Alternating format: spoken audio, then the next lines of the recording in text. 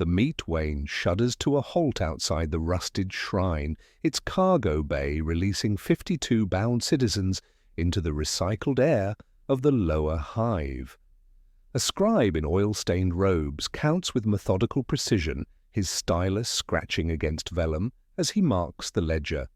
52-51. One died during transit, a middle-aged woman whose heart surrendered before her body could fulfill its designated function. The notation goes into the shrinkage column, another decimal point in the mathematics of loss that governs this empire's darkest commerce. The shrine occupies a decommissioned water reclamation facility, its original purpose perverted into something far more sinister.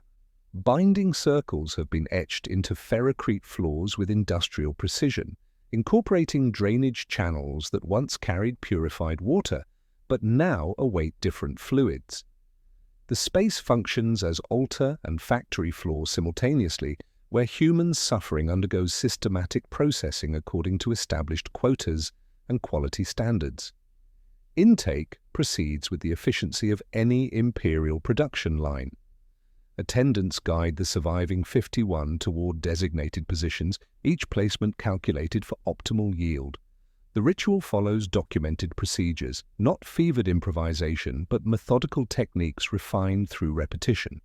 Fasting has been verified, markings aligned, mouths gagged to meter sound output. This is sacrifice as logistics, human resources extracted through organized violence, according to the same bureaucratic principles that govern grain tithes and munitions production across the Imperium. The blade waits on its altar, deliberately dulled through careful filing. This represents methodology rather than mercy. Sharp edges end suffering too quickly, limiting the psi scent that draws attention from the immaterium. The weapon has been prepared according to specifications found in the Catechism of Cuts, a manual detailing proper technique for extending devotional agony while maintaining subject viability for prescribed durations. Each stroke must be measured, each wound calculated to produce maximum spiritual resonance. The scribe's skull-bound ledger contains more than simple tallies. Columns record quotas received from higher authorities, delivery schedules, quality assessments, loss projections. His entries follow the same administrative protocols that track Prometheum levies and body count requisitions throughout Imperial space. The logic remains identical: material input, compliance measurement, shortfall punishment. War somewhere demands these numbers, or perhaps a sorcerer's experiment, or a weather window in the warp. Demand always represents someone else's emergency. As the first cuts begin and screams rise in harmonized terror, the scribe notes something significant. One entry bears a small symbol, a mark resembling a tenth of a circle, barely visible unless examined closely. This designation corresponds to a young woman, clutching a burned ecclesiarchy primer marked for special processing. While attendants collect blood in ceremonial bowls for the primary offering, the scribe quietly fills a small vial from the same source, marking it with the identical 10th share symbol before concealing it within his robes. This hidden tithe represents a parallel economy operating within the larger sacrifice structure. 10% of every offering disappears into unmarked accounts, creating reservoirs of spiritual currency that serve purposes beyond stated religious objectives. The scribe follows orders without questioning their source, but his ledger reveals the systematic nature of this secondary harvest. Someone, somewhere in the chain of command, has established quotas not just for divine altars, but for personal accumulation. The ritual reaches crescendo as psi scent thickens in the air, carrying metallic tastes that indicate successful contact with immaterium entities. Temperature drops. Shadows move independently. Attendants increase chanting pace, following timetables that ensure optimal attention gathering while avoiding dangerous thresholds where invited entities might claim more than intended. Even blasphemy requires careful management. Final entries record output metrics, spiritual yield achieved, processing time elapsed, waste percentages, quality grades for different demographic segments. The scribe's handwriting remains steady despite the screaming, the unnatural cold, the whispered responses emerging from drainage channels themselves. This represents another day's work in an economy where human suffering has been systematized, quantified, and optimized for maximum efficiency. The accounting never stops. As cleanup procedures begin, the scribe calculates tomorrow's requirements, reviews delivery schedules, notes supply chain bottlenecks affecting future operations.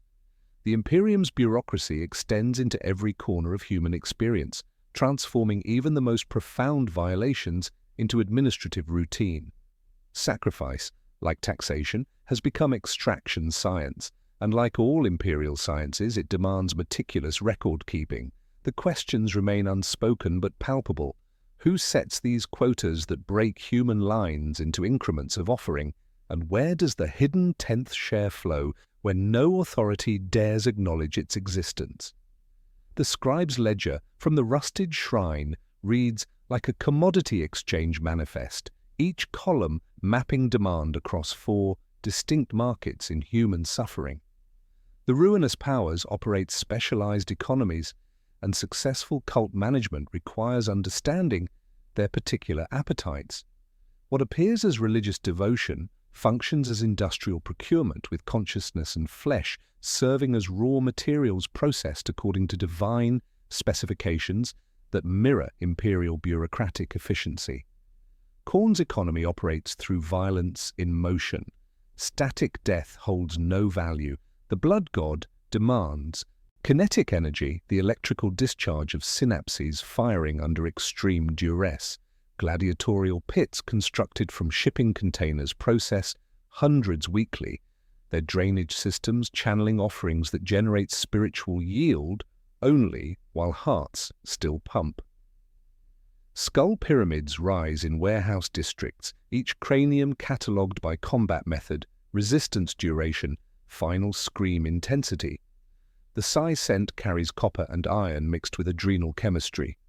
Timing windows narrow to seconds, too quick, and consciousness fails to register terror.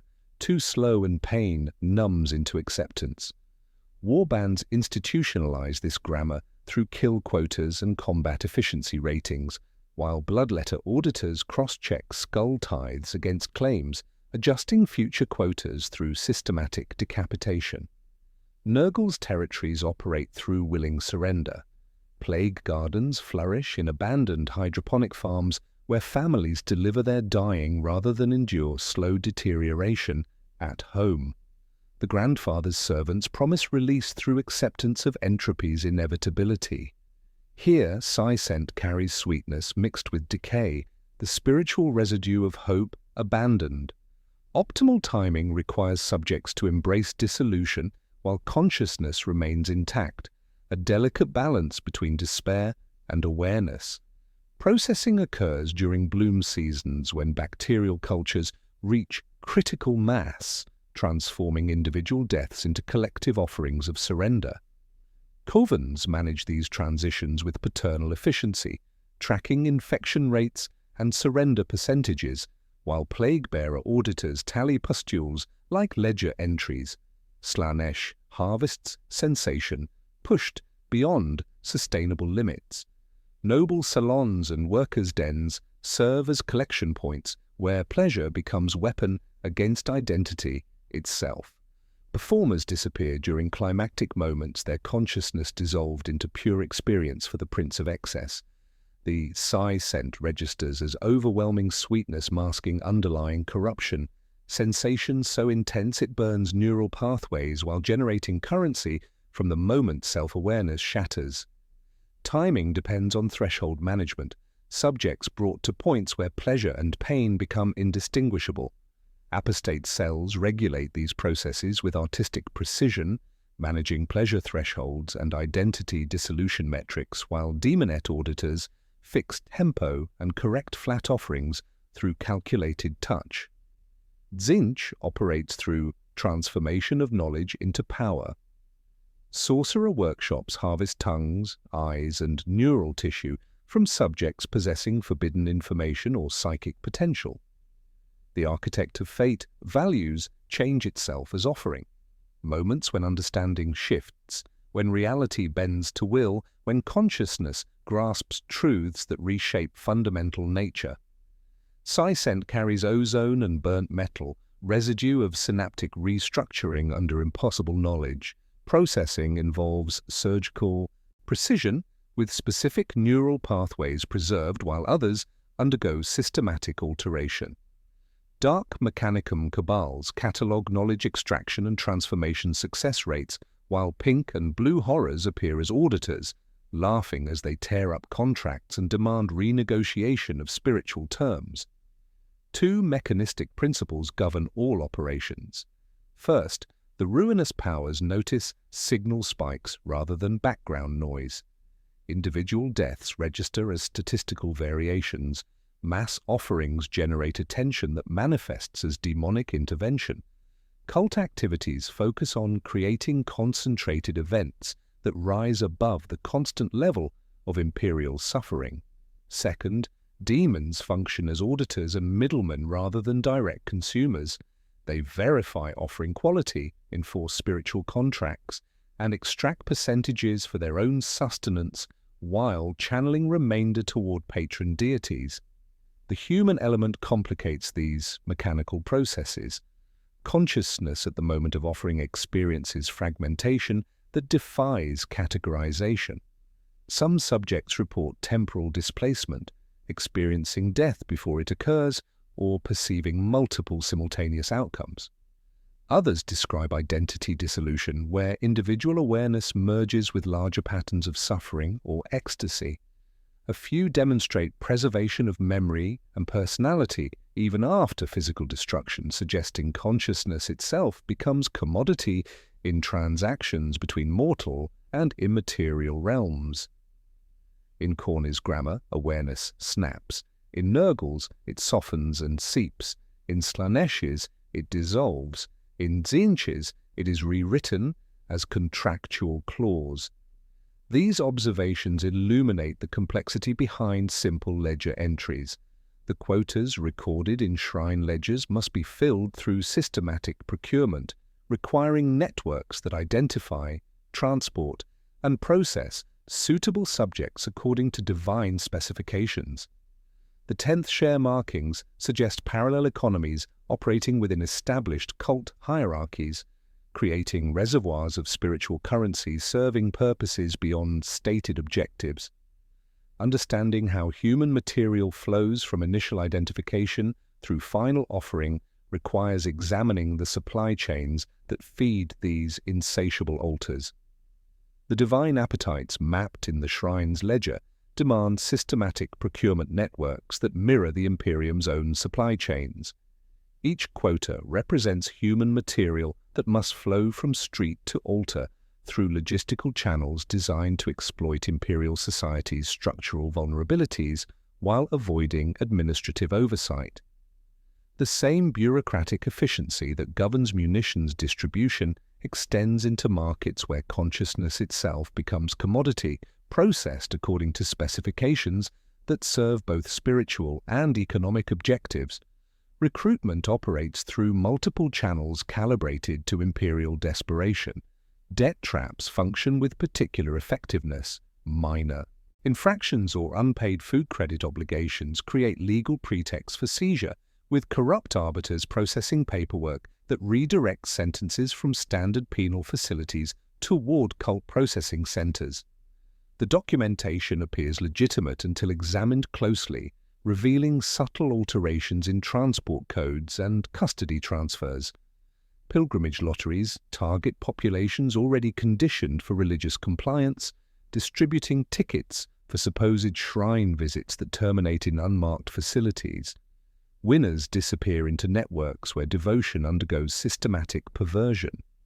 Slaver guilds operate with repainted insignia, their vessels modified to carry human cargo, while maintaining appearance of legitimate merchant traffic. Guild documentation bears authentic seals obtained through bribery or careful forgery, creating paper trails that satisfy cursory inspection.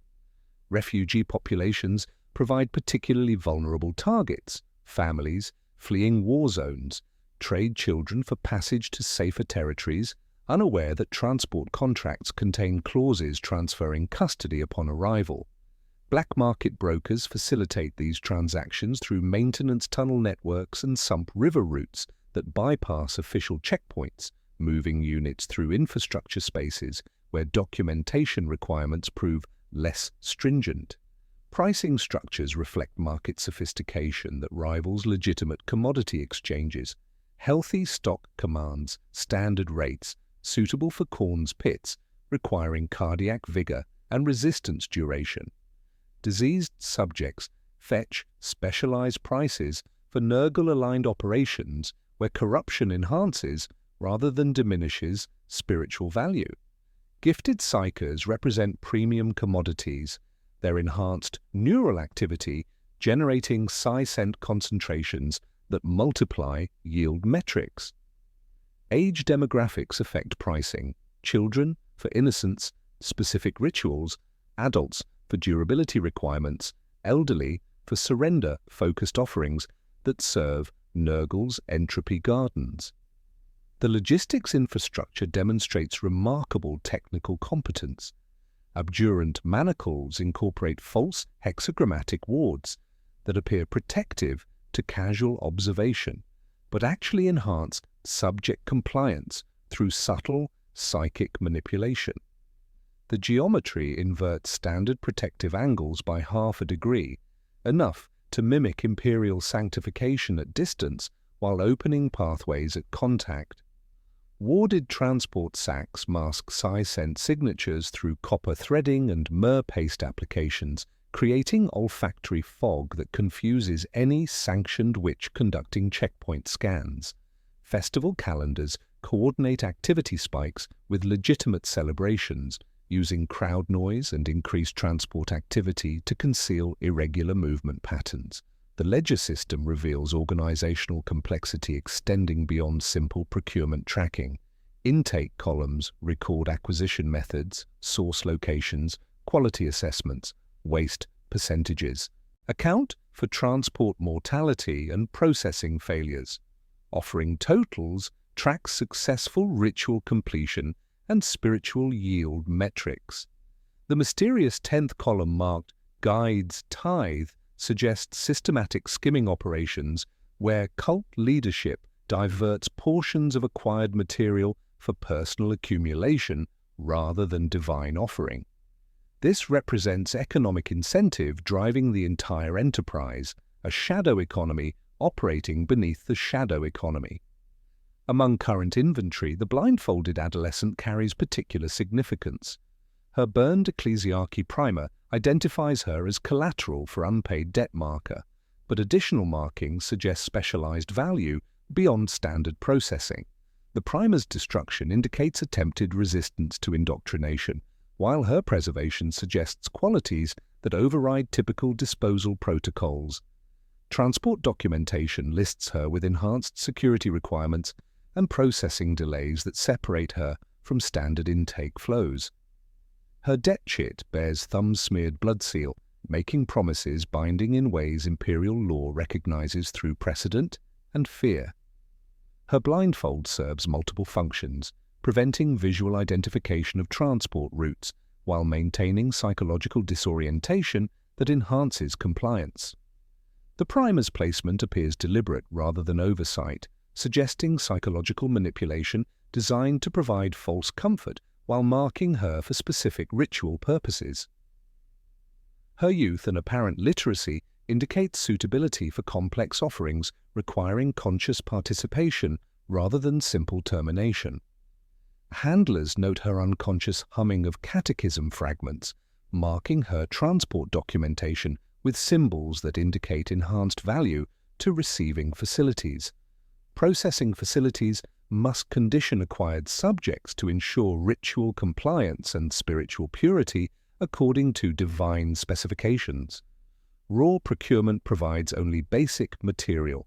Transformation into effective offerings requires systematic preparation addressing physical, mental, and spiritual dimensions.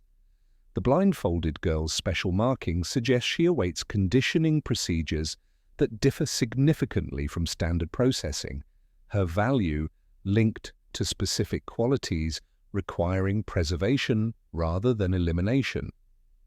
Understanding these conditioning protocols reveals how human awareness becomes instrument in transactions where consciousness undergoes systematic modification to serve purposes transcending individual identity while advancing cult objectives that extend far beyond stated religious devotion.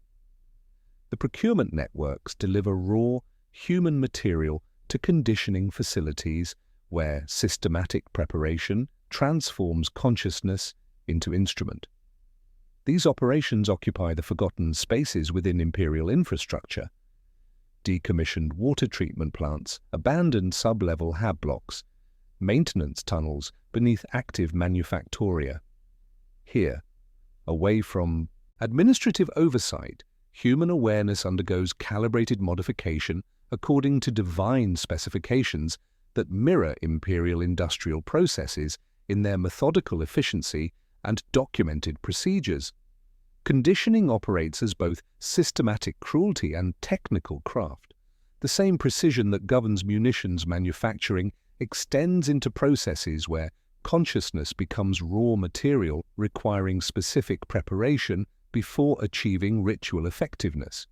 Each divine appetite demands particular conditioning protocols, and successful cult management requires understanding these specifications while maintaining operational security within Imperial territories. Medical monitoring ensures subjects approach ritual threshold in optimal condition for generating spiritual yield, with failure rates tracked and procedures refined through systematic documentation. Khorne-aligned facilities implement fasting regimens designed to thin blood while maintaining cardiac function. Subjects receive precisely measured caloric restrictions that reduce body fat without compromising cardiovascular performance, creating optimal conditions for extended bleeding while consciousness remains intact. Iron supplements maintain hemoglobin levels, while protein restrictions weaken tissue resistance to cutting implements. Forced physical drills push bodies to exhaustion, ensuring any resistance stems from desperation rather than strength. The goal involves making sacrifice a peak of violent kinetic energy, with adrenal chemistry optimized through systematic stress application. Temperature regulation and rhythmic sound exposure fray nerves while heightening fear, responses that generate the psi-scent Khorne's auditors demand. Nurgle operations deliberately introduce controlled infections that prime subjects for surrender while maintaining awareness levels necessary for spiritual yield. Bacterial cultures are carefully selected to produce discomfort without rapid termination, creating despair that enhances offering value through conscious acceptance of decay. Humidity control and temperature regulation optimize pathogen growth while preventing systemic collapse that would waste investment. Subjects experience gradual deterioration that breaks psychological resistance without destroying consciousness prematurely, with priests offering false comfort that encourages surrender to entropy as divine blessing. Pain becomes teacher, instructing in acceptance while maintaining sufficient awareness to register final submission to inevitable dissolution. Slaanesh facilities employ sensory overload and sleep deprivation as educational tools that dissolve identity boundaries through exhaustion and hyperstimulation. Subjects experience calculated exposure to discordant music, flashing lights, cloying perfumes, and constant physical contact designed to fragment consciousness while maintaining function. Temperature fluctuations and texture variations keep neural activity at levels where pleasure and pain merge into undifferentiated sensation. The process resembles interrogation techniques extended into spiritual territory, where resistance breaks down through systematic overstimulation rather than traditional coercion. Forced performances push bodies to exhaustion until individual will fractures under engineered ecstasy, creating perfect conduits for raw sensation. Tzeentchian conditioning transforms subjects into living keys through recitation and surgical modification. Specific phrases are repeated until embedded in neural pathways, creating triggers that activate under ritual conditions. Subjects learn syllables that feel wrong in the mouth, consonants dragged across teeth, vowels snapped into corners, until muscle memory makes unnatural sounds natural. Tattooed sigils function as catalogue numbers while serving as focal points for consciousness modification, inscribed using inks containing trace metals that interact with psychic energy. Some undergo precise surgical alterations, tongue split, cranial implants installed, designed to rewire perception and make subjects capable of receiving or transmitting the architect of fate's complex logic. The blindfolded girl receives specialized treatment distinguishing her from standard processing. Her handlers provide sweet broth containing nutrients that enhance neural function while introducing trace compounds increasing psychic sensitivity. Lullabies played during feeding incorporate specific frequency patterns designed to embed triggers in memory centers, creating associations between comfort and compliance that facilitate later manipulation. The apparent kindness masks systematic conditioning where positive experiences become tools for psychological control.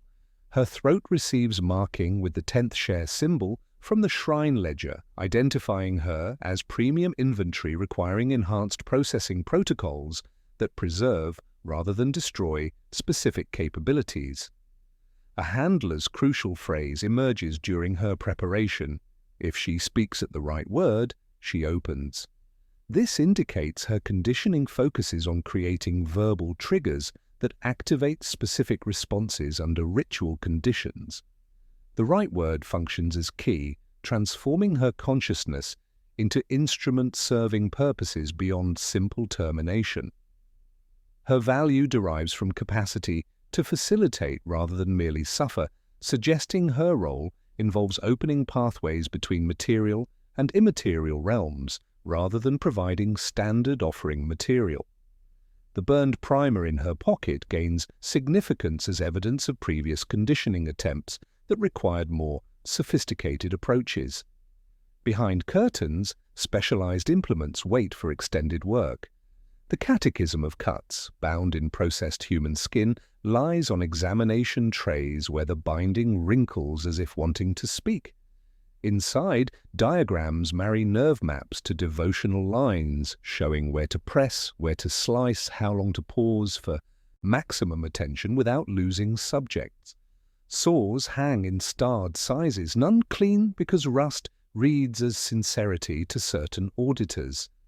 The deliberately dulled knife represents only basic equipment. Conditioning facilities maintain surgical instruments designed for precise modification rather than simple termination, each tool serving educational purposes that teach compliance through calculated application. These operations demand concealment equal to their precision. Doors open where no doors should exist, between turbine access stairs and chapel storerooms, behind Medici dispensary autoclaves, under pilgrim hostel laundry chutes. Each threshold bears maintenance orders and devotional signage that provide administrative camouflage. Incense that calms subjects also masks operational odors, while lullabies serve as timing cues for shift changes. The systematic nature reveals industrial-scale spiritual economy where human consciousness undergoes modification to serve transcendent purposes, requiring integration with legitimate imperial systems while avoiding detection through careful infrastructure exploitation and documentation falsification. The conditioning facilities channel their prepared human material towards sacrifice sites that demonstrate architectural sophistication rivaling legitimate imperial construction.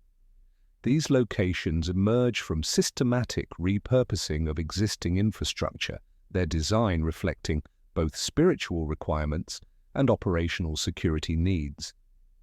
The same engineering principles governing imperial construction extend into spaces where architecture itself becomes instrument in transactions between mortal and immaterial realms, each site calibrated to serve divine appetites while maintaining administrative invisibility. Across hive cities, sacrifice sites occupy forgotten capacities within Imperial infrastructure. Plague gardens flourish in abandoned hydroponic farms where nutrient trellises become gallows for wet banners. Irrigation misters tuned to feverish humidity that optimizes bacterial cultivation alongside human despair. The geometry remains agricultural, rows, drains, quotas. Only the crop has changed from lettuce to surrender. Gladiator pits emerge from decommissioned waste silos, their circular architecture naturally suited for Khorne spectacle, while original drainage systems channel blood offerings toward collection points with industrial efficiency. Velvet salons masquerading as trade guilds serve Slaanesh operations in noble districts, their luxurious appointments concealing preparation chambers where sensation becomes weapon against identity. Membership tiers experience like ration books. Bronze admits touch, silver grants loss of name at the door, gold purchases dissolution. The rooms themselves function as instruments, with scent diffusers sleeved into ventilation work and mirrors ground to fractional curves that lengthen faces into masks. Dark mechanicum operations aboard merchant vessels transform cargo holds into floating temples where Tzeentchian experimentation proceeds beyond planetary jurisdiction, their VAT-based processing systems disguised by legitimate shipping manifests. The maintenance cathedral in Spire K98 represents architectural sophistication that exemplifies this systematic approach. This decommissioned turbine hall underwent re-engineering that preserved industrial functionality while incorporating blasphemous modifications serving as primary sacrifice site for regional cult operations.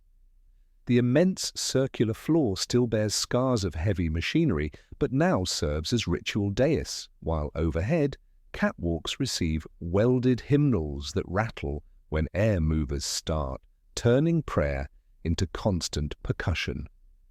Coolant basins underwent precision reboring to slope toward gratings feeding manifolds of blood gutters, their capacity calculations optimized for processing multiple subjects simultaneously while maintaining hydraulic efficiency throughout extended ritual sequences. The original turbine hub provides acoustic chambers where screams undergo harmonic amplification, while vox psalms broadcast through modified atmospheric systems carry subsonic frequencies designed to induce psychological compliance. The audio engineering incorporates Imperial hymnal melodies, altered through frequency modulation that bypasses conscious recognition while triggering fear responses at neurological levels. Practical invisibility operates through systematic corruption of Imperial administrative systems. Bribed hab wardens provide false maintenance reports, explaining unusual activity patterns while directing official inspections away from operational areas. Falsified maintenance orders create paper trails justifying equipment modifications and personnel access, with documentation bearing authentic seals obtained through blackmail or careful forgery. Servitors with surgically removed eyes perform cleaning and maintenance functions without creating witness testimony, their memory cores wiped after each operational cycle to prevent information recovery. Defensive architecture incorporates false hexagrammatic wards that mimic Imperial protective designs while serving opposite functions. The geometric patterns appear orthodox when viewed from standard inspection distances, but incorporate subtle inversions, half-degree angle alterations that open rather than seal pathways to immaterial influence.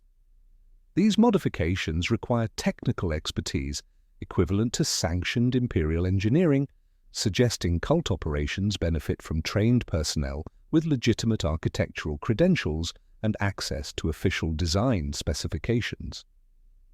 Behind maintenance veils, operational schedules reveal systematic planning extending beyond individual ritual events. The document marked Eightfold Ascension indicates coordinated activities spanning multiple operational cycles, with timing calculations incorporating warp weather patterns and planetary alignments affecting Imperium accessibility.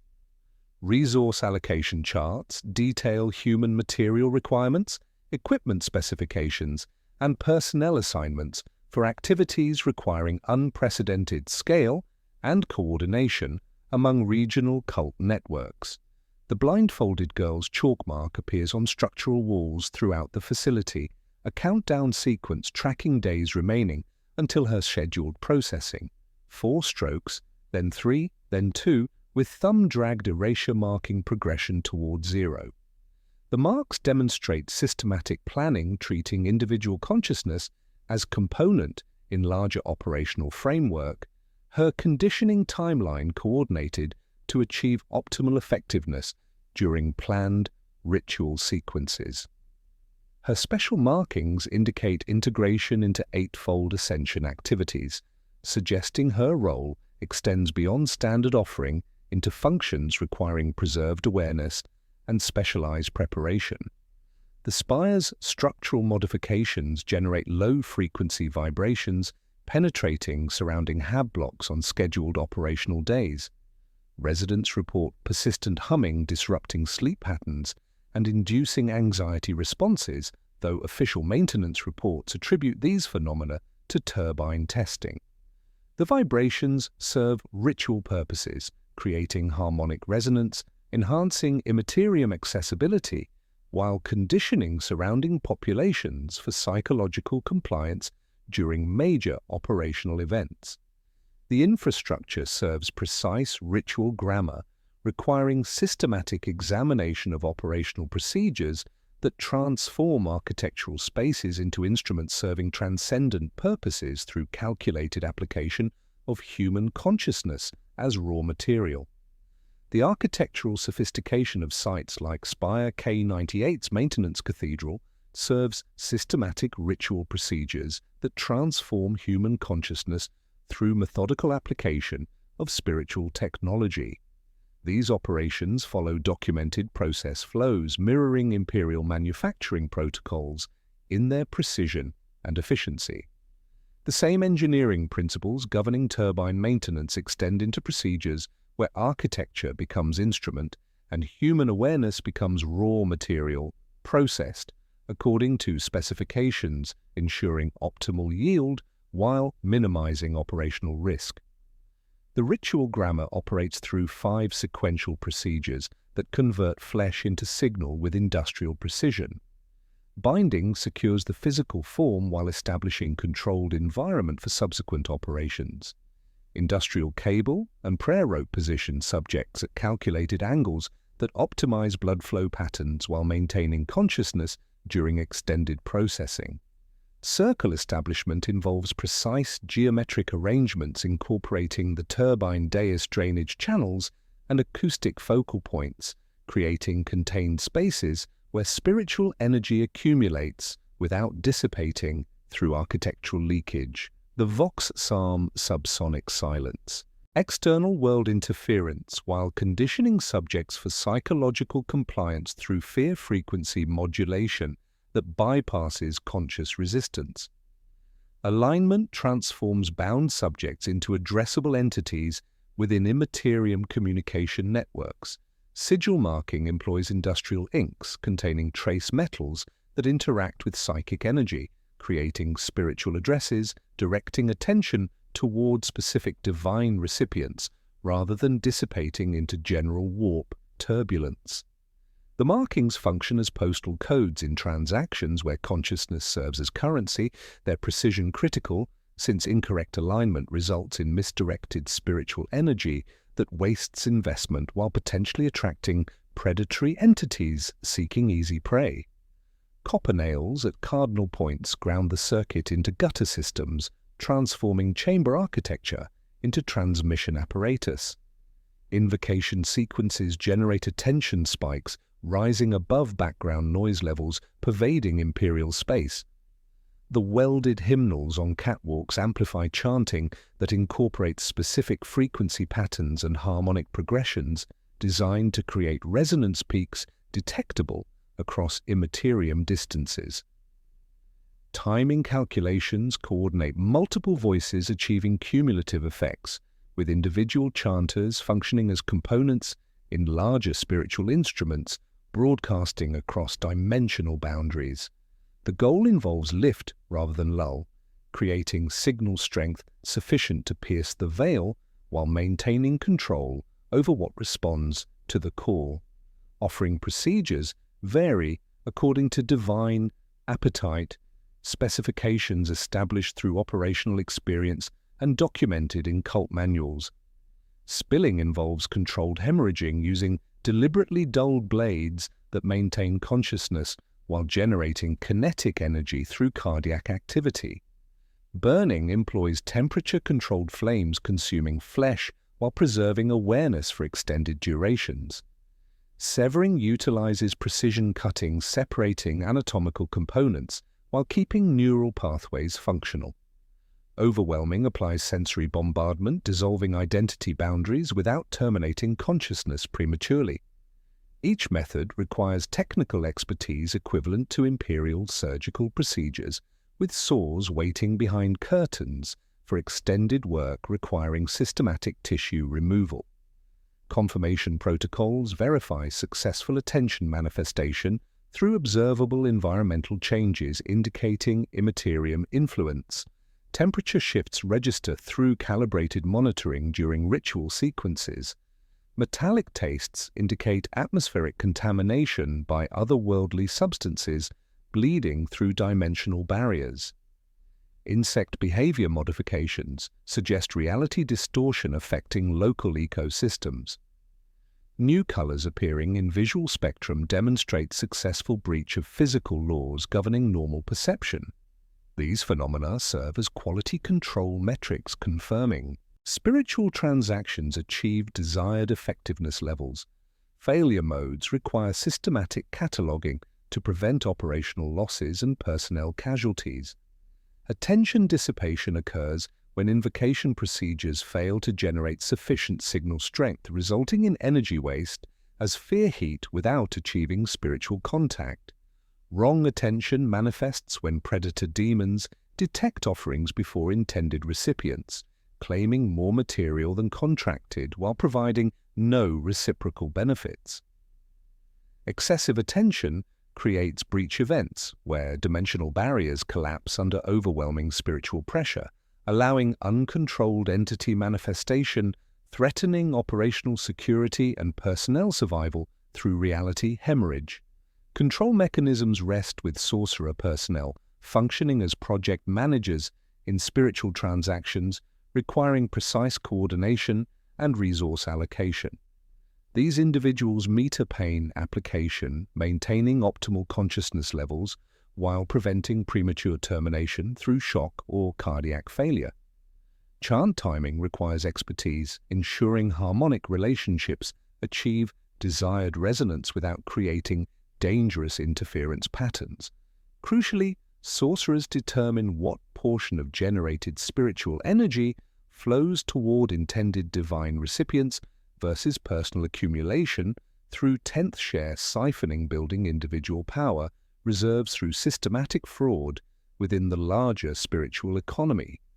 The planned mass ritual at Spire K98 represents scaling these procedures to unprecedented levels, requiring coordination among multiple cult cells and precise timing with external factors. Warp weather windows provide optimal conditions for Imperium accessibility during specific temporal periods when dimensional barriers weaken.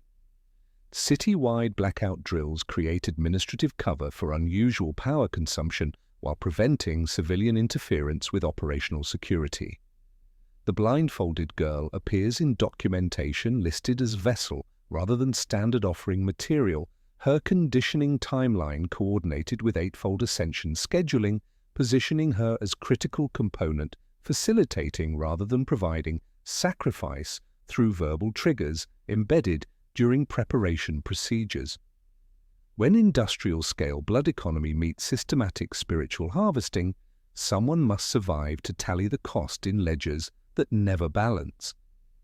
The ritual grammar established at Spire K98 achieves its most brutal expression through Khorne's economic doctrine, where violence alone generates spiritual value and accounting becomes sacrament. The blood god's economy operates on principles of kinetic energy. Static death holds no currency, demanding instead the electrical discharge of synapses firing under systematic duress. This represents spiritual capitalism, where human motion transforms into divine attention through organized violence, each heartbeat measured against quotas that mirror Imperial grain tides in their bureaucratic precision. A penal barge demonstrates these principles as its cargo of 300 condemned prisoners undergoes processing at converted waste silos, serving as gladiatorial facilities.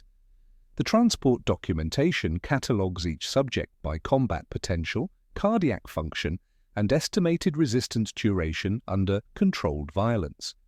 Processing begins with intake evaluation, where cult personnel assess muscle mass, pain threshold, and psychological profile to determine optimal placement within fighting rotation schedules that maximize spiritual yield while maintaining operational efficiency through systematic brutality disguised as entertainment. The fighting pits operate with industrial precision that would impress Imperial factory overseers.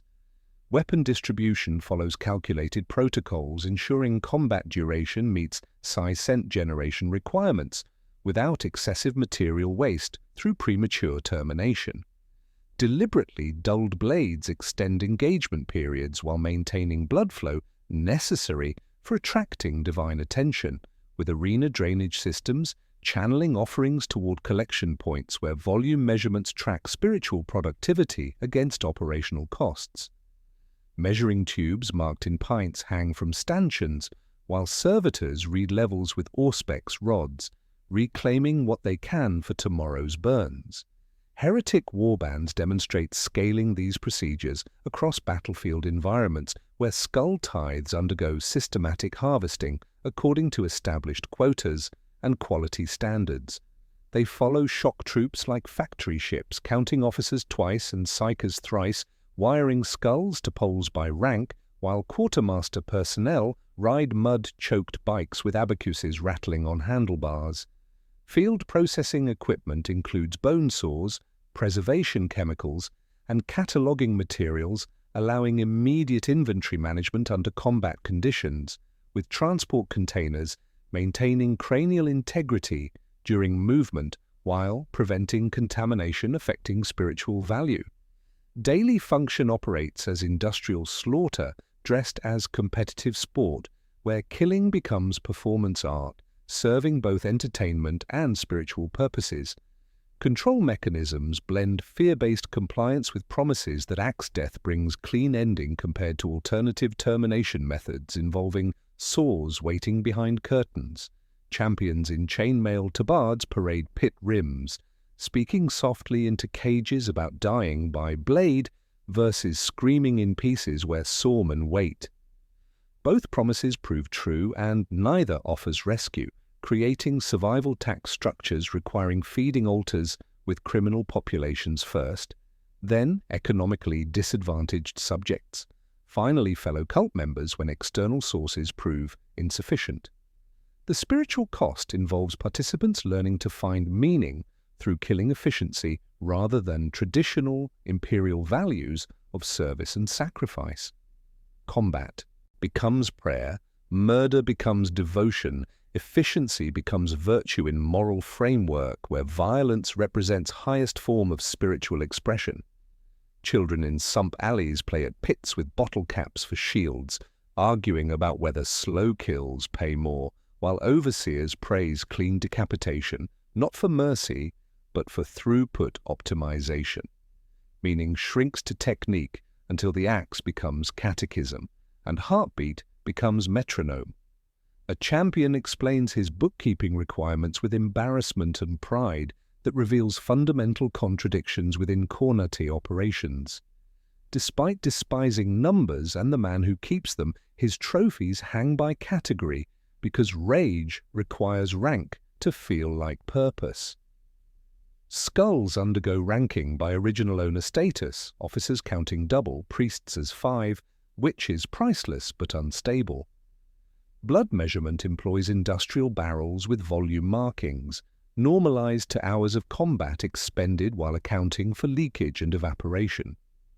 Audit protocols involve demon proxy manifestation, where bloodletters stride from heat haze to inspect pyramids, conducting red audits that correct false claims through headless penalties.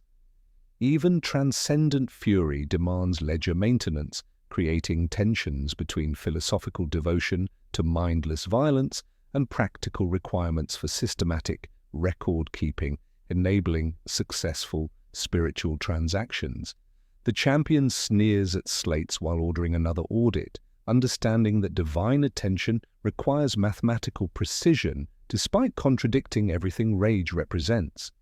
Clerks with faces inked with tiny ticks mutter rates and calculations, despised but essential for ensuring totals smell right to otherworldly accountants. Calendar pages flip on overseer walls, each stamped with skulls marking progression towards scheduled operations. Then, coordinated as maintenance, city lights begin failing across sectors. Vox sirens cut mid-note, while turbine halls engage subsonic orders that tighten throats across districts. Doors bolt, elevators freeze, and in fighting pits audiences fall silent without knowing why. When entire cities become altars and thousands bleed simultaneously, residents experience what condemned feel, motion without exit, while someone somewhere caps vials and opens ledgers to final columns awaiting tonight's unprecedented harvest. The lights fail across Spire K98 with administrative precision, emergency klaxons dying mid-note as coordinated power failures execute according to maintenance schedules falsified months in advance. Blast doors slam throughout the hive structure with hydraulic finality, their closure timed to coincide with shift changes that minimize witness populations while maximizing processing efficiency. This represents the culmination of systematic preparation, transforming theoretical ritual procedures into operational reality, affecting thousands of Imperial citizens whose role in spiritual transactions exceeds all previous cult activities in documented scale and coordination. Vox psalms rise from speakers embedded throughout the spire's infrastructure, their harmonics distorting as amplification systems push beyond design specifications to generate subsonic frequencies, inducing psychological compliance. The welded hymnals in the maintenance cathedral begin their mechanical percussion as atmospheric processors engage modified settings, creating acoustic focal points that enhance immaterium accessibility while masking operational sounds from external monitoring. Emergency lighting strips engage in bone-white pulses that illuminate processing areas while casting shadows that seem to move independently of their sources. Handlers guide the blindfolded girl along catwalks toward the turbine dais, where her conditioning timeline reaches operational culmination. Her breath fogs in air that has grown suddenly cold, metallic taste indicating atmospheric changes preceding dimensional breach. The prayer rope brushes her wrists before tightening with practiced efficiency, while industrial cable secures her ankles to positioning hardware installed during architectural modifications. The burned primer remains in her pocket, final connection to previous identity, while the 10th share symbol marking her throat identifies her as premium inventory requiring specialized processing protocols that preserve rather than destroy specific neural pathways. 2 corridors away, an arbitrator examines a welded bulkhead with methodical precision, counting ammunition while reviewing suicide protocols. 29 rounds remain in his service weapon, insufficient for sustained engagement but adequate for personal termination should processing lines extend to his position. His Vox unit broadcasts static, access codes produce error messages, backup systems respond with silence, indicating systematic communication interdiction coordinated with infrastructure failures. He writes a sequence number on his wrist with regulation pencil, maintaining documentation protocols even as administrative systems collapse around him. In processing corridors converted from maintenance tunnels, a mother clutches an infant while cult personnel provide explanations describing events as blessing rather than termination. The handlers speak softly about momentary discomfort followed by eternal peace, their conditioning protocols designed to maintain psychological compliance during transport to binding positions. Sedatives mixed with incense create compliance through chemical means, while subsonics induce neurological effects that reduce resistance capacity. The infant's crying provides additional spiritual yield through innocence-based psi scent generation, its distress contributing to atmospheric conditions facilitating otherworldly attention.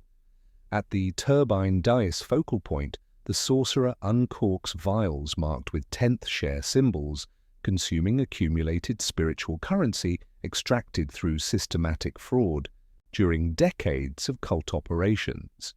Each vial contains concentrated essence representing hundreds of previous offerings, personal power reserves built through careful siphoning from communal sacrifices. His consumption triggers physical transformation as stolen spiritual energy reshapes flesh according to Imperium influences, muscles swelling while perception opens to otherworldly frequencies, enabling ritual control over escalating breach conditions. Ritual scaling achieves exponential proportions through coordinated activities spanning multiple sites throughout the spire structure. Industrial cable and prayer rope secure thousands of subjects positioned according to geometric calculations, optimizing spiritual energy flow patterns while preventing dissipation through architectural leakage. Sigils painted in machine oil and blood create addressing systems directing attention toward specific divine recipients. Their precision critical since incorrect alignment results in misdirected spiritual energy attracting predatory entities rather than intended recipients. The scope transforms entire population centers into sacrifice material, serving transcendent purposes through systematic application of human consciousness as raw material. The critical moment arrives as handlers position the blindfolded girl at the turbine dais center point, where chalk circles focus dimensional stress. They whisper the embedded trigger phrase, syllables that feel wrong in human throats, consonants dragged across teeth until muscle memory makes unnatural sounds natural. She repeats the right word without understanding its significance, her voice carrying frequency patterns that interact with architectural modifications, creating resonance cascade throughout the facility. Reality responds immediately as gravity fluctuations cause debris to orbit in impossible patterns, while temperature variations create thermal gradients visible as heat distortion affecting atmospheric pressure throughout processing areas. The breach opens not gradually, but with sudden violence, dimensional barriers collapsing under systematic spiritual pressure, generated by coordinated sacrifice across multiple sites. Copper and fruit scent floods atmospheric systems as the familiar metallic taste indicates successful breach initiation, environmental changes confirming Imperium influence bleeding into material reality.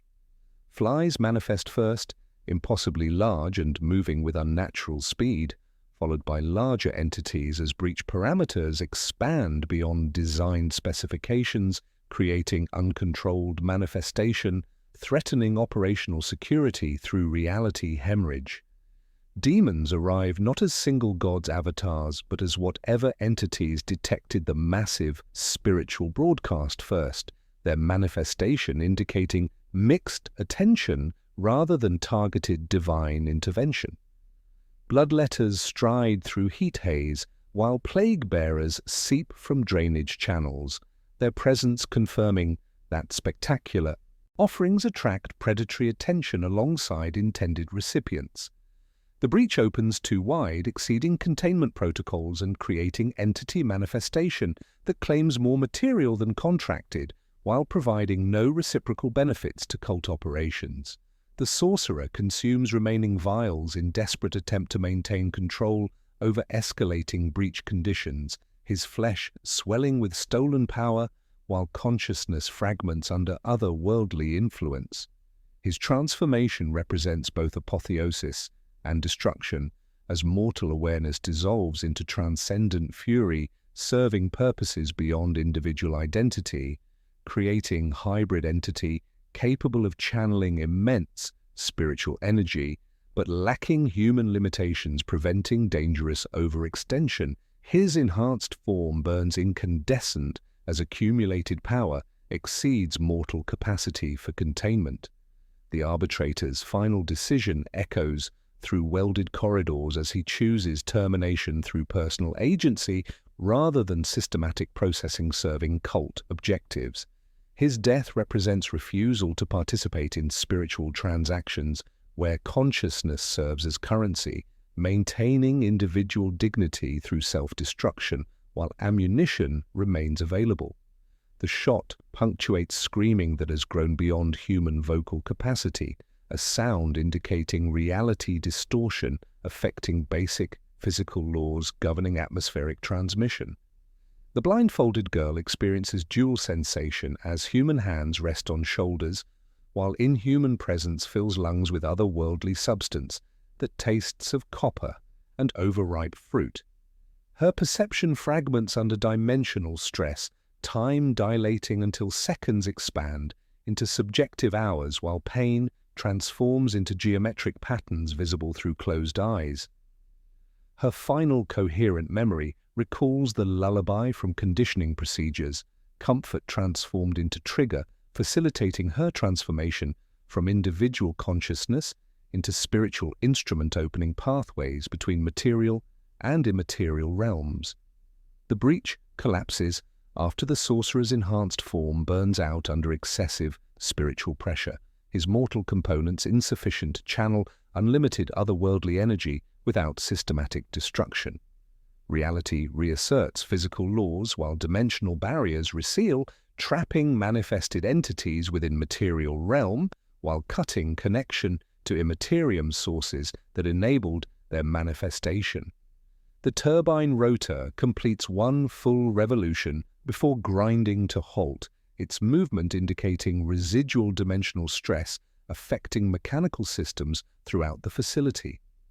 Emergency lighting reveals aftermath statistics that will require careful documentation in surviving administrative records. Hundreds lie dead throughout processing areas, their bodies positioned according to gravitational effects during reality distortion events. Thousands remain missing without conventional explanation, their absence suggesting passage through dimensional barriers during breach events rather than standard termination through physical violence. Condensation patterns on metal surfaces retain shapes suggesting human forms, while temperature variations indicate recent presence of entities no longer detectable through standard monitoring equipment. A single ledger survives flames consuming cult infrastructure, its skull-bound pages charred but legible where they document unprecedented spiritual transactions. The 10th column shows accumulated totals representing enormous spiritual currency extracted through systematic fraud, numbers indicating successful accumulation exceeding all previous cult activities while raising fundamental questions about ultimate recipients of spiritual payments. The figures demonstrate that even transcendent horror requires meticulous accounting, with someone, somewhere, maintaining records of transactions where human consciousness serves as commodity in economies spanning dimensional boundaries. The spire hums with residual harmonics wandering through corridors as blast doors unlock according to automated sequences, their reopening revealing processing areas empty of personnel but retaining evidence of systematic operations. The questions embedded in surviving documentation illuminate the complexity behind spectacular ritual events. What constitutes success in Imperium economics when gods notice signal spikes rather than background noise? And what becomes of those who pass through dimensional barriers but do not experience conventional termination through physical destruction.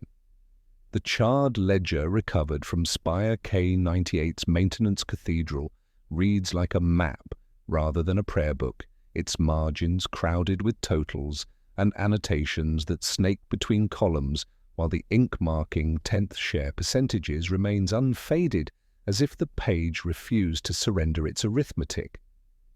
What these records illuminate is not devotion, but conversion, revealing sacrifice as systematic transformation of human consciousness into attention currency operating according to exchange rates governing Imperium commerce.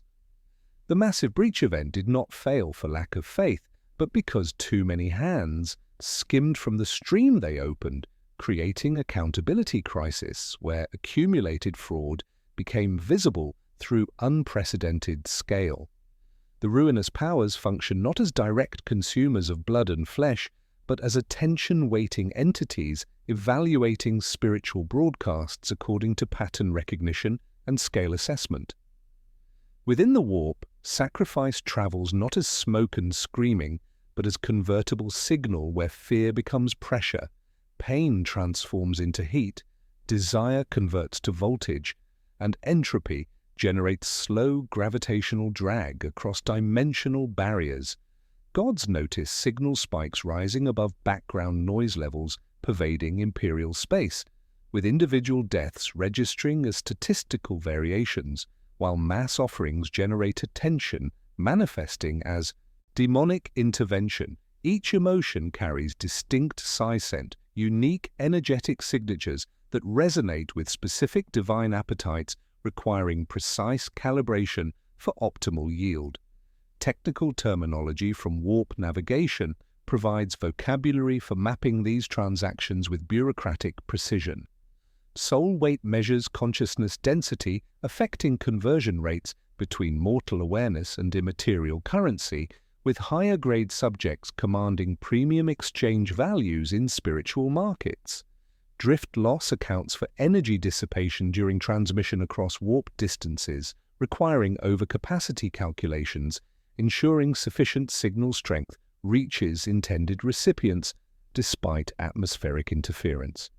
Slack tide describes brief windows when Imperium turbulence calms sufficiently for clean transmission, explaining why K98 timed its blackout to coincide with optimal warp weather conditions, enhancing dimensional accessibility.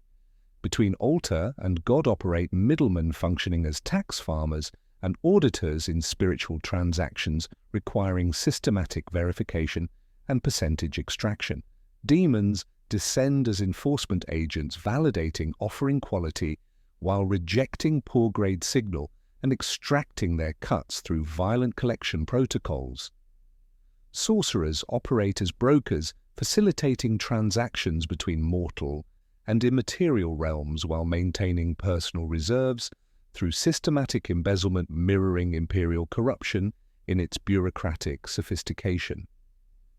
The 10th share system represents institutionalized fraud, where personal power gets leached from communal terror through accounting techniques, creating parallel economies, serving individual advancement rather than stated religious objectives. The surviving ledger reveals massive leakage throughout spiritual supply chains where much gets claimed locally while less reaches greater powers intended as ultimate recipients. Payment ladders downward before climbing upward, with local predators extracting first cuts, supervisory demons claiming second shares, and only remainder rising toward transcendent entities whose names appear on cult banners. The K98 Sorcerer's transformation demonstrated these principles through consumption of accumulated reserves representing decades of systematic siphoning, his enhanced form burning incandescent as stolen spiritual energy exceeded mortal capacity for otherworldly channeling. This analysis reframes understanding by revealing spectacular altars as visible peaks rising above foundation structures built from daily despair pervading imperial civilization. Factory deaths generate low-grade offerings through systematic workplace hazards. Starvation produces surrender-based spiritual yield through calculated resource deprivation, Riots create violence, derived attention through organized civil unrest serving multiple economic purposes simultaneously.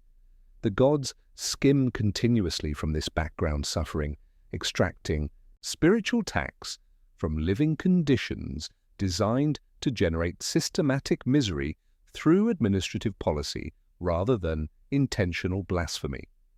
Cults exist to curate spikes, not feed totality, arranging concentrated events capable of piercing dimensional barriers while enabling direct transaction with otherworldly entities.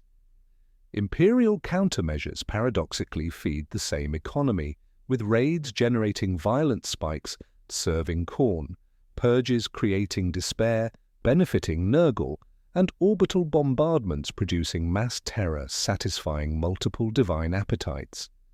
The economy prefers activity over quiet, with law enforcement and heretical operations balancing each other's spiritual ledgers through systematic violence serving transcendent purposes beyond conscious intention. Individual awareness at the offering moment demonstrates three distinct outcomes illuminating the complexity of spiritual transactions involving human consciousness as commodity. Extinguished consciousness experiences conventional termination, where identity ceases without otherworldly preservation, representing standard processing, generating attention currency, while disposing of material components. Trapped consciousness becomes echo, preserved within immaterium spaces, maintaining fragmented awareness, serving as spiritual reserves accessible to entities requiring mortal perspective for material realm operations. Repurposed consciousness undergoes transformation into vessel serving as conduit between dimensions, preserving awareness while modifying function to facilitate ongoing transactions. The blindfolded girl occupies the margin notes, her status remaining unclear within this taxonomy. She was trained to answer, to repeat syllables that unlocked doors, and the door used her as hinge. Her conditioning suggested preparation for vessel function, while her disappearance during breach events indicates possible passage into immaterial realms rather than conventional termination. If she passed through intact, she is counted as asset rather than casualty, a mobile address to be raised again when ledgers call. If she broke, there will be an echo somewhere in the warp's ductwork, a humming underthought, a lullaby that does not end. Success measures not divine satisfaction but usable intervention coefficients, including manifestations, boons, and warp weather changes that can be steered toward practical objectives, serving cult advancement through systematic exploitation of human desperation. Someone receives payment because something moves, creating fundamental questions about agency and coercion within spiritual transactions, where consciousness undergoes systematic modification, serving transcendent purposes beyond individual comprehension. In Plague Gardens, the movement proves slower, patient, sugar-tongued, where surrender gets structured as choice, and mercy wears contracts while taking cuts. The spiritual economy revealed through K98's charred ledger extends beyond violent spikes into territories where surrender becomes offering through systematic cultivation of despair masquerading as mercy. At the hive's edge, where decommissioned water treatment facilities discharge final waste into alkaline pools steaming in perpetual twilight, Nurgle's plague gardens operate according to patient economics that transform hope into resignation through institutional manipulation disguised as charitable hospice care, serving transcendent objectives through calculated kindness. The gardens occupy repurposed hydroponic farms where original irrigation systems support modified functions optimized for bacterial cultivation alongside human despair. Families arrive carrying unwanted and terrified subjects on scrap stretchers, guided by painted signs reading "Gardens" in soft script that seems embarrassed by truth. Smoke from cookpits mingles with antiseptic tang, while priests in stained green robes welcome each arrival with laughter too warm for the air and ledgers too precise for chants. Their intake procedures mimicking legitimate medical assessment while cataloguing suffering for spiritual rather than healing purposes. Daily function operates through careful mimicry of hospice protocol designed to transform individual suffering into collective surrender. Mourning songs incorporate frequency patterns inducing psychological compliance, while shared bread contains bacterial supplements accelerating infection spread throughout subject populations. The apparent kindness masks systematic conditioning, where positive experiences become tools for spiritual manipulation, with scheduled medication, communal meals, and supervised rest creating appearance of legitimate treatment, while introducing pathogenic cultures optimized for despair generation rather than recovery. Control mechanisms operate through community ritual transforming charity into spiritual transaction. Every hour, bells ring and camps sing rounds that sound like lullabies until reaching lines about letting go, their melodies reinforcing acceptance of fate, while fence openings swing on well-oiled hinges, exits leading through corridors of barriers back to starting points. Volunteers circulate with praise for bravery and poems taped to posts, creating illusion of voluntary participation while directing movement toward processing areas where surrender undergoes systematic cultivation through false comfort and manufactured community belonging. The survival tax structure formalizes extraction through labor requirements and infectious exit protocols. Entry demands work detail assignments framed as community healing, but structured to exhaust resistance through latrines, washing, and carrying tasks. Departure requires infection, with priests calling fever stamps proof of bloom, while healthy carers discover exit requirements involving infectious contact, ensuring spiritual yield through conscious acceptance of contamination. The garden opens only inward, teaching which direction mercy points, while transforming relief into transaction measured in surrendered agency and biological integrity. Bloom days demonstrate peak harvesting when bacterial cultures reach optimal thresholds for spiritual collection. Bodies undergo arrangement like seeds in cultivation rows, while oily benediction wind moves over processing areas, carrying size scent indicating successful attention generation, attracting Nurgle's otherworldly interest. Some subjects rise with new smiles, their consciousness repurposed as vessels serving transcendent objectives while maintaining appearance of successful treatment, creating hybrid entities, facilitating ongoing spiritual transactions through demonstration of apparent healing that recruits additional subjects seeking similar salvation. Spreadsheets exist behind devotional icons where humidity stays high through deliberate design and windbreaks prevent air circulation. Water tastes floral because infusion reduces soreness while hiding mild sedatives, and jovial priests chart rates while weighing variables like contact density and cough tempo. Their hands linger kindly on trembling subjects while rehearsing acceptance with repeated lines until voices remember before throats do, creating systematic programming disguised as pastoral care. Many subjects choosing this path experience systematic denial of treatment through clinic quotas, quarantine when district cordons contracted overnight, and deliberate misinformation about medicine availability, creating manufactured desperation that transforms coercion into apparent voluntary compliance. Administrative records reveal coordination between legitimate medical facilities and plague gardens, with rejected patients receiving referrals disguised as charitable assistance while serving procurement objectives through institutional manipulation exploiting Imperial healthcare failures. Among attendants, a young woman hums familiar melody while ladling broth to subjects in various processing stages.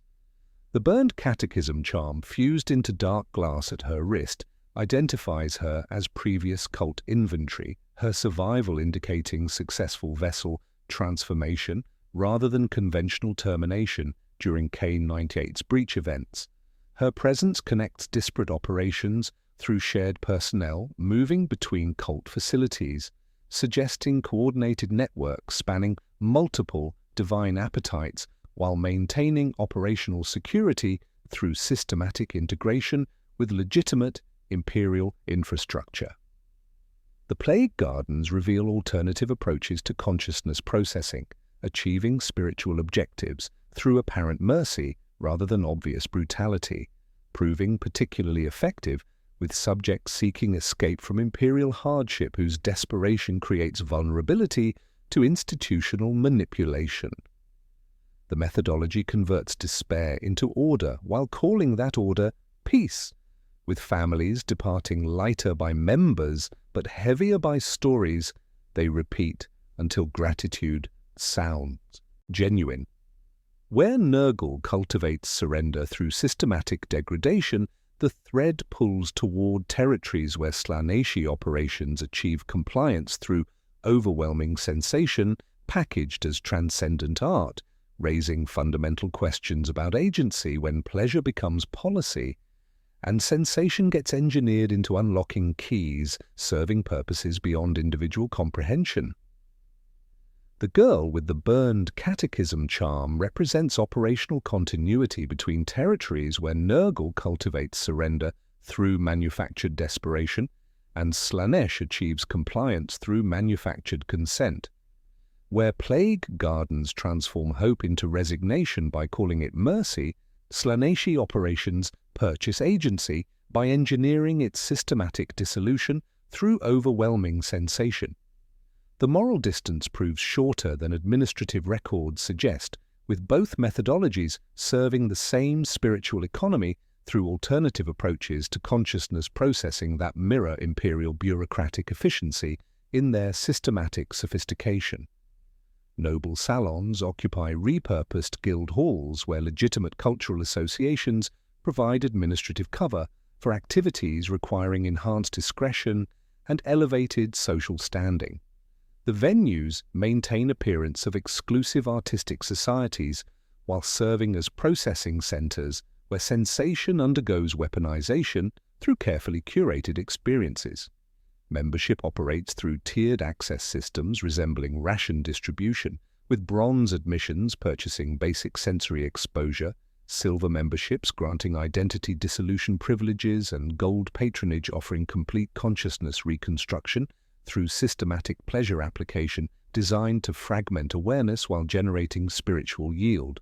Workers' dens demonstrate mass processing capabilities through entertainment venues occupying abandoned manufactoria where original assembly lines receive modification for human rather than material processing.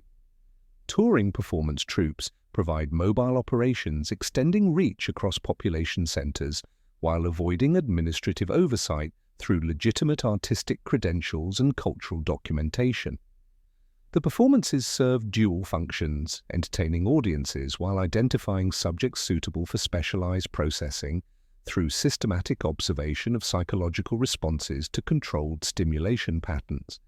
Daily function operates through curated experience management where every sensation receives calibration according to specifications, ensuring optimal consciousness modification without premature termination.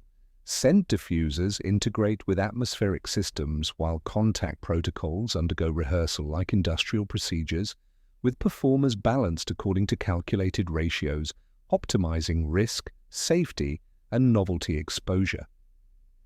Temperature regulation, acoustic tuning, and chemical supplementation create controlled environments where consciousness becomes malleable through systematic sensory bombardment, serving transcendent objectives through calculated pleasure application.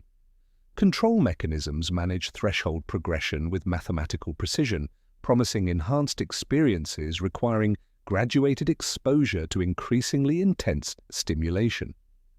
More remains always promise next, creating perpetual yearning that transforms subjects into willing participants in their own processing. Safety protocols exist, but operators calibrated instruments rather than genuine protection, effective within narrow parameters, while directing subjects toward processing zones where institutional preferences override individual agency.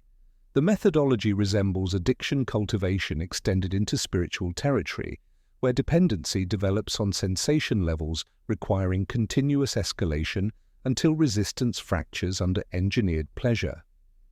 The survival tax structure formalizes extraction through artistic patronage systems where those seeking protection from imperial hardship trade creative capacity for apparent security, ending in specialized processing facilities. Artisans surrender talent through contracts, transferring intellectual property alongside personal agency, their skills becoming instruments serving cult objectives, while consciousness undergoes systematic modification. A singer receives air filtration for family members while signing performance guarantees discovering duration requirements exceed vocal capacity. A dancer obtains medical treatment finding contract flexibility clauses apply to schedule and anatomy simultaneously. Technical expertise governs sensory manipulation achieving precision equivalent to Imperial engineering specifications. Acoustic technicians explain frequency modulation at 17 and 34 Hz, inducing vertigo and psychological receptivity, while light calibration at specific wavelengths reduces pain threshold while amplifying reported pleasure responses. Chord progressions function as keys, triggering neural responses, facilitating otherworldly access to individual awareness, paralleling embedded word triggers from conditioning procedures, but employing harmonic rather than linguistic programming. The methodology transforms consciousness into mechanical locks requiring precise auditory combinations for systematic opening. Harvest nights demonstrate peak operational efficiency when performances achieve threshold levels, enabling consciousness collection through coordinated sensory bombardment. Performers ascend rigging according to choreographed sequences, while audience applause transforms into chanting, incorporating frequency patterns, inducing psychological compliance throughout venue populations. Ropes receive pre-knotting according to specifications, ensuring proper suspension angles for extended processing while maintaining consciousness during spiritual extraction. Some performers never descend, their awareness harvested through overwhelming sensation, while bodies remain suspended as demonstration, attracting additional subjects seeking transcendent experiences. The spiritual cost involves self-becoming hollowed through pursuit until individual identity transforms into instrument awaiting external manipulation. Subjects describe progression from feeling implements to experiencing air movement through them to finally observing their hands perform without conscious direction. Identity dissolves into vacancy, marketed as arrival, with consciousness fragmenting until awareness becomes room tone, requiring no individual presence for continued function. The methodology proves particularly effective with populations seeking escape from imperial monotony whose desperation creates vulnerability to institutional manipulation through apparent luxury.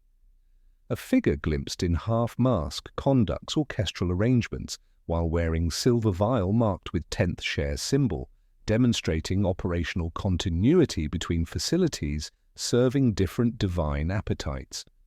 The conductor's presence indicates systematic coordination among cult networks, suggesting shared techniques and personnel movement, enabling resource optimization across multiple spiritual economies.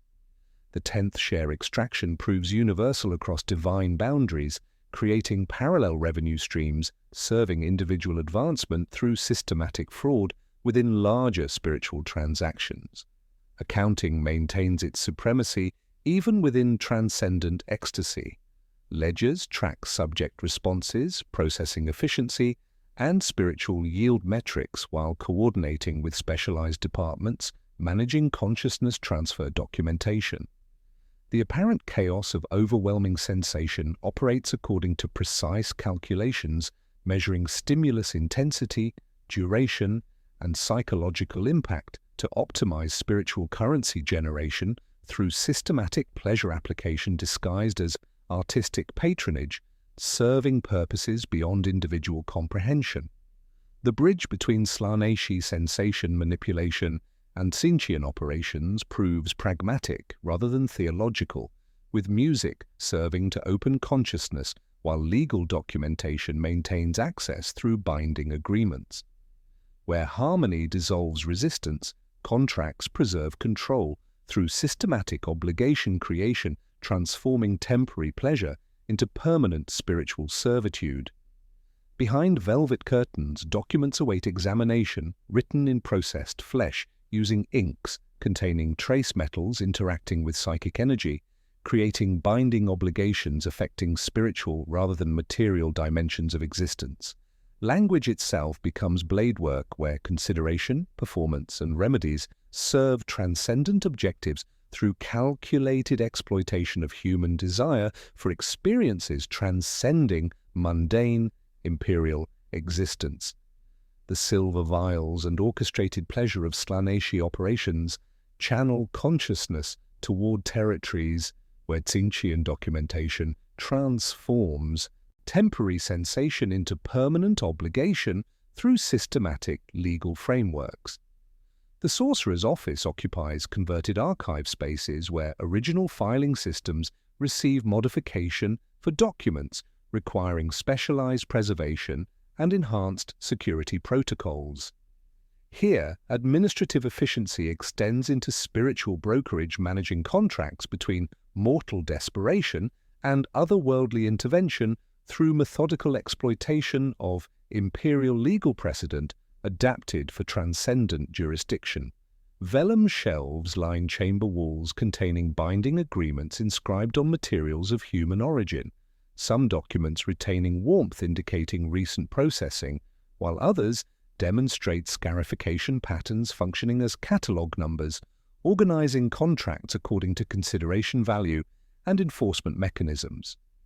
The materials undergo selection for specific dermatological properties affecting psychic conductivity, with skin thickness and previous otherworldly exposure determining suitability for different agreement categories. Fresh documents continue bleeding ink through subcutaneous capillaries, while specialized storage conditions prevent deterioration affecting contractual validity. Standard pact passing follows imperial legal precedent modified for spiritual rather than material jurisdiction. Consideration sections detail payment, including children transferred through custody documentation, months of dreams extracted through surgical procedures, or memories surrendered through neural modification techniques. Performance clauses specify ritual execution requirements, including timing, location, and participant qualifications, ensuring compliance with otherworldly specifications. Remedies. Provisions establish possession protocols activated when petitioners default on obligations, creating enforcement mechanisms enabling systematic collection of spiritual debts through consciousness modification procedures serving transcendent objectives. Daily function operates as brokerage, facilitating transactions between desperate imperial citizens seeking intervention and otherworldly entities requiring mortal awareness as payment for services rendered. The office maintains consultation hours where petitioners receive evaluation according to spiritual creditworthiness and collateral availability, with intake procedures resembling legitimate financial counseling while serving purposes beyond individual comprehension. Appointment scheduling coordinates with warp weather conditions, optimizing contract effectiveness while maintaining operational security through administrative camouflage integrated with legitimate imperial systems. Control mechanisms require literacy in script that responds to reader attention through autonomous modification of contractual terms. The documents employ ink containing trace metals interacting with psychic energy, creating text that rewrites itself according to reader comprehension levels and emotional responses, while consciousness becomes involved in contract creation through systematic manipulation of awareness affecting agreement interpretation. Inexperienced petitioners discover clauses expanding during review, while handlers explain procedures as temporary inconvenience, though documentation reveals permanent transfer of capabilities affecting spiritual dimensions of existence. Survival tax structures extract collateral through systematic harvesting of linguistic and cognitive capabilities, where desperate petitioners surrender tongues enabling speech, names providing identity, and memories maintaining personal continuity. Handlers perform extraction with surgical precision while creating payment systems where consciousness undergoes modification, serving transcendent objectives while retaining sufficient function for ongoing productivity. The methodology proves particularly effective with populations facing imperial bureaucratic obstacles whose desperation creates vulnerability to institutional manipulation through apparent legal assistance disguised as spiritual guidance. The blindfolded girl's mark appears throughout catalog systems, identifying her processing status as key rather than standard offering material. Her conditioning timeline coordinated with specialized preparation procedures designed to create verbal triggers, facilitating otherworldly access through embedded neural programming. The right word branded into cortex through systematic conditioning opened K-98's dimensional breach, her consciousness serving as instrument enabling mass spiritual transaction while preserving awareness for ongoing utilization. Her body underwent repurposing rather than destruction, with invoicing documentation transferring custody to specialized accounts, managing vessel inventory rather than disposal protocols. Account reconciliation reveals systematic 10th share extraction flowing through brokerage operations into sorcerer metamorphosis funding, where accumulated power reserves enable consciousness modification, serving transcendent purposes. Though the K-98 sorcerer burned during breach collapse, his financial obligations remain active through otherworldly accounting systems, continuing to process spiritual transactions beyond individual mortality, demonstrating institutional continuity, transcending personal destruction, while successor operations inherit account access and client relationships through estate management protocols governing otherworldly inheritance procedures. The fundamental reframing emerges through contract volume analysis, revealing most rituals function not as grand offerings serving divine appetites, but as petty heists enabling middle management to siphon attention from human misery through systematic fraud, while gods remain largely indifferent until scale forces notice. Individual sorcerers extract spiritual currency through embezzlement, while spectacular events represent visible peaks of underlying economy where countless minor transactions create accumulating pressure, requiring major release through coordinated activities, serving personal advancement disguised as religious devotion. This analysis illuminates spiritual economics where consciousness serves as commodity in markets spanning dimensional boundaries, raising questions about imperial countermeasures that generate violent spikes serving Khorne, while creating despair, benefiting Nurgle through systematic intervention attempts. Each enforcement action feeds the economy it seeks to interrupt, creating paradoxes where survival for the almost offered involves transformation into instruments serving purposes beyond rescue or damnation.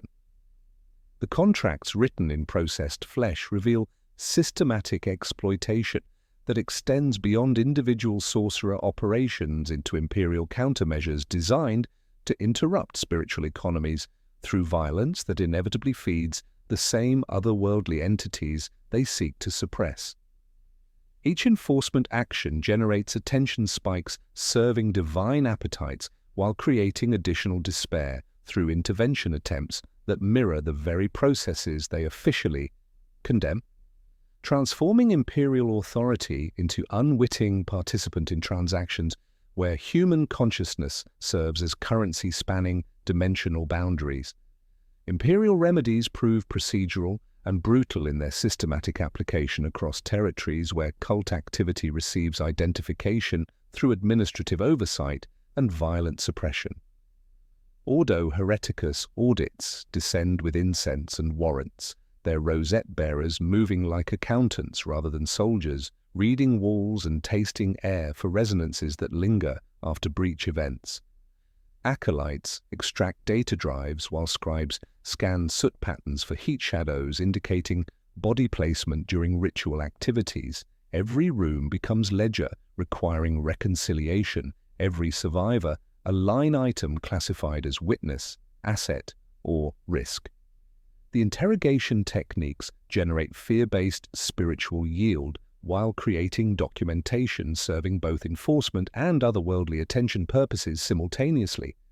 Ecclesiarchy purges follow with flame and procedure, their processions toppling altars while reliquaries undergo hammer testing, proving contents inert. Preachers fill turbine halls with homilies about vigilance, while sacred oils stinking of promethium douse iron surfaces. Choirs sing until voices crack, as if volume could scour memory from architectural spaces. The method creates spectacle and terror, generating panic spikes for Khorne, while awe curdles into longing, satisfying Slaaneshi attention requirements through overwhelming sensation applied to civilian populations witnessing enforcement activities.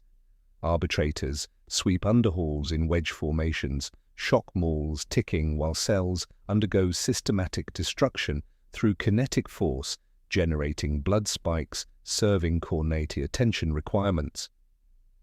A child found counting floor rivets disappears into custody without proper logging, his lips moving through numbers someone taught him. Exorcists kneel on cooled blood, chanting counter-litanies, while medici dress their split throats with salt gauze, their vocal damage creating physical offerings while generating acoustic frequencies designed to disrupt otherworldly influence through harmonic interference that proves partially effective within narrow parameters. Guard regiments establish quarantine rings where movement permits and ration chits print on presses that yesterday ghosted festival calendars. Loudhailers urge calm while water receives chlorination, creating metallic sheen. The checkpoints become economies of favors where people mass against fences with obvious openings, finding themselves redirected by blue-jacketed stewards with polite hands and rehearsed smiles. The systematic deprivation creates surrender-based spiritual yield, benefiting Nurgle while preventing contagion spread through administrative efficiency, transforming medical necessity into inadvertent spiritual transaction. Exterminatus operations write zeros over ledgers through orbital bombardment, their orders transmitted in voices resembling filing clerks correcting digits. The sky brightens while spire shadows print on nearby slopes before disappearing into glass. From orbit the yield appears clean, a solution clarifying budget and policy through planetary sterilization.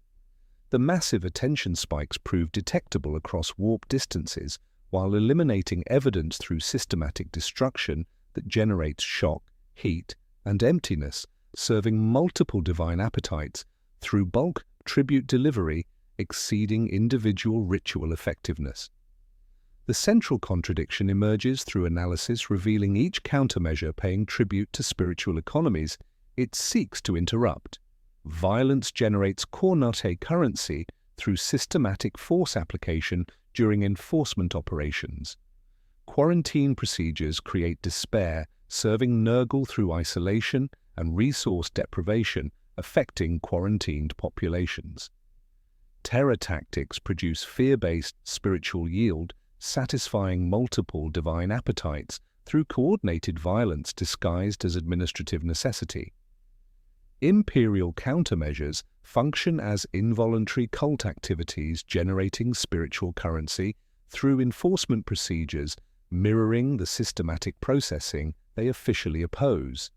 Functional hexagrammatic wards capable of interrupting otherworldly influence remain expensive and rare, requiring technical expertise and materials unavailable through standard Imperial supply chains, while demanding maintenance protocols exceeding typical administrative budgets. An engine seer hammers genuine protective lattice using rare metals billed to failing hab ward, while across corridors someone paints identical patterns with lamp black on cheap plaster. One works through precise geometric calculations creating dimensional barriers, the other provides appearance of spiritual protection without actual defense against otherworldly influence, suggesting systematic incompetence rather than deliberate fraud in protective infrastructure deployment. Survivor cataloging reveals diverse outcomes for individuals experiencing cult processing without conventional termination. Servitors constructed from invoiced but uncollected souls demonstrate consciousness preservation through systematic modification, their blank eyes and whispered half-words indicating awareness trapped within mechanical function while serving Imperial productivity requirements. These hybrid entities repeat fragments like open and write word while performing maintenance duties, their vocalization suggesting embedded programming persisting beyond physical modification.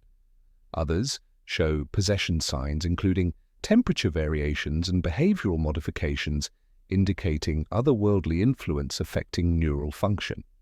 Most simply break under psychological pressure, their consciousness fragmenting without otherworldly preservation, creating conventional casualties requiring standard medical intervention.